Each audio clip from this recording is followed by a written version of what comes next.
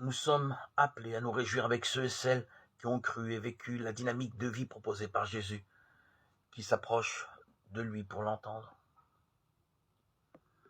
Heureux ceux et celles qui se sont engagés dans cette dynamique,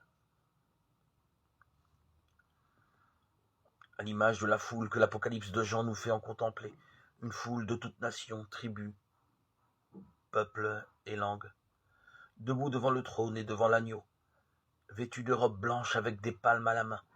Ils ont témoigné dans l'ordinaire de leur vie de cet appel extraordinaire à prendre résolument le chemin du bonheur à la manière du Christ, à cause du Christ. Oui, heureux qui ressemble au Christ en se laissant attirer par telle ou telle facette et se met en chemin avec lui.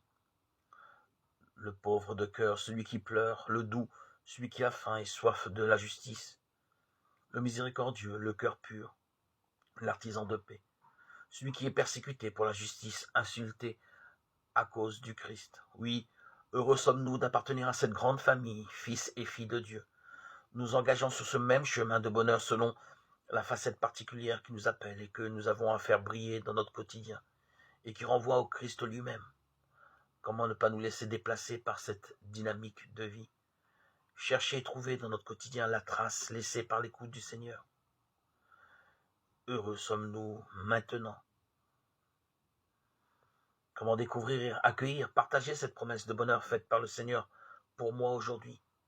Quelle est la béatitude qui me rejoint et dont je cherche à vivre dans mon quotidien?